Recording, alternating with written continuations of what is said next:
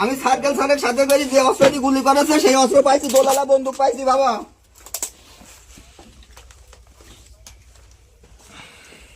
Circle সাহেব আছে, ধরুন এখানে আসতেছে, ধরুন থানা এখানে আসতেছে, কামালপুর আসতেছে। হ্যাঁ হ্যাঁ, তো রিমান্ডে রয়েছে, থানায় রিমান্ডে রয়েছে, ও আসতেছে, উপরে আসতেছে। ভিতরে আছে নাকি স্যার? আচ্ছা, ভয় নাই, আশেপাশের লোকের কোনো ভয় নাই। হ্যাঁ, কেউ অপরাধ দিলে আমার কোনো শত্রু আশেপাশে কেউ নাই, কারোর কোনো ভয় নাই। ও মারতি আইসি সারি এখানে অস্ত্র খেলা থুয়ে এখানে থুয়ে চলে গেছে। আর ওই বাড়ির অস্ত্র না না না, তোমার আশেপাশের লোকের কোনো ভয় কোনো কারণ নাই। চুপ করো,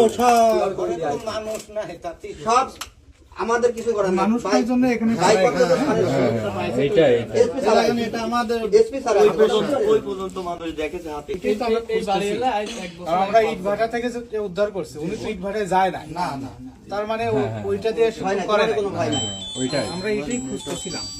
ভাই ভাই ভাই জোরলে দোলালা বন্দুক উদ্ধার করেছে এসপি স্যার। ভাই আমরা তো জানি। আমি কামালপুর, ভাই এসপি স্যারের সাথে করে কামালপুর আসেন, কামালপুর আসেন ভাই, আসেন। মা মা গো, এটা ওনার বাসায় থাকতো, তাই না? মা উনি এটা সবসময় দিয়ে বেড়ায়। স্যার সুন্দর পরে উনি কাঁধে পেলি বেড়ে তো স্যার। ওনার তো লাইসেন্স করার কোনো না স্যার, না স্যার, না স্যার, কোনো লাইসেন্স করা হ্যালো হ্যালো, ভয় নাই, কোনো ভয় নাই, কোনো ভয় নাই বাবা।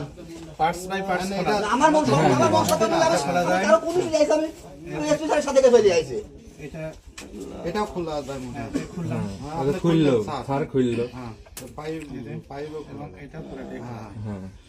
আমি কাল স্যারের দেখাইছি, স্যার এই অস্ত্র দিয়ে আমার সাদা গুলি করেছে, এই দেখেন আপনি ইউটিউবে দিন এই অস্ত্র স্যার দেখেন। সুন্দর।